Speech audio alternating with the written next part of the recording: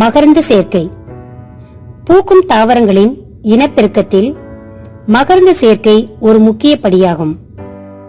மகரந்த சேர்க்கை என்பது ஆண் மலரில் உள்ள மகரந்த தூள் பெண் மலரில் உள்ள சூலக முடியை அடைவது ஆகும். மகரந்த சேர்க்கை பற்றிய ஆய்வு. தாவரவியல், தோட்டக்கலை, பூச்சியியல், சூழ்நிலையியல் போன்ற பல துறைகளை ஒன்றிணைக்கிறது. மகரந்த சேர்க்கைக்கான ஊடகம். உயிருள்ள ஊடகம், உயிரற்ற ஊடகம். ஒரு தாவரத்தின் மகரந்த தூள் காற்று, நீர், பூச்சிகள் மற்றும் பறவைகள் மூலம் எடுத்துச் செல்லப்படுகிறது. நீரின் வழி மகரந்த சேர்க்கை, ஹைட்ரோஃபிலி. இவ்வகை மகரந்த சேர்க்கை நீரின் மூலம் நடைபெறும்.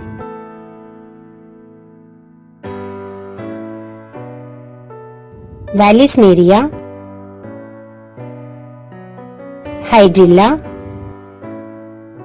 சூல்டிரா. இந்த தாவரங்களின் மலர் நிறமற்றவை, தேனை சுரப்பதில்லை. மகரந்த தூள் வழுவழுப்பாக இருக்கும்.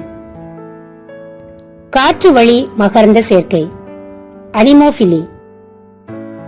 காற்று மூலம் மகரந்த சேர்க்கை நடைபெறும். இந்த தாவரங்களில் மலர்கள் சிறியதாகவும் மணமற்றதாகவும் தேன் சுரப்பு அற்றதாகவும் காணப்படும். காற்றின் வழி மகரந்த சேர்க்கை நடைபெறும் போது அதிக அளவில் மகரந்த தூள் வீணாகுவதால் மலர்கள் அதிக அளவில் மகரந்த தூளை உற்பத்தி செய்யும். மகரந்த தூள் உலர்ந்த தூளாக இருக்கும்.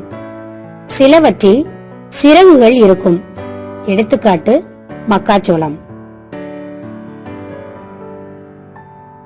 மகரந்த சேர்க்கையின் வகைகள். தன் மகரந்த சேர்க்கை, அயல் மகரந்த சேர்க்கை.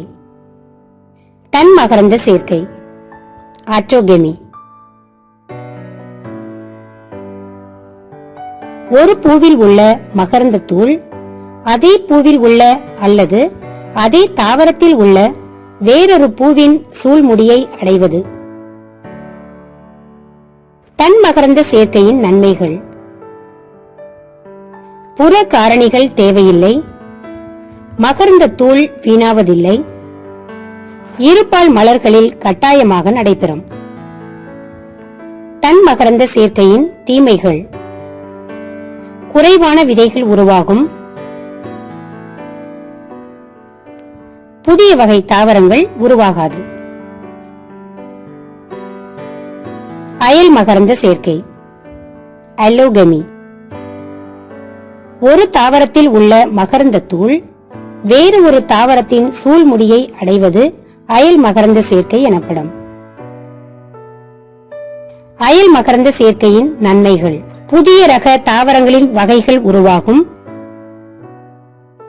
நன்கு முளைக்கும் திறனுடைய விதைகள் உருவாகும். அயல் மகரந்த சேர்க்கையின் தீமைகள். புற காரணிகளை சார்ந்திருக்க வேண்டி உள்ளது. மகரந்த தூள்கள் வீணாகும் வாய்ப்பு உள்ளது.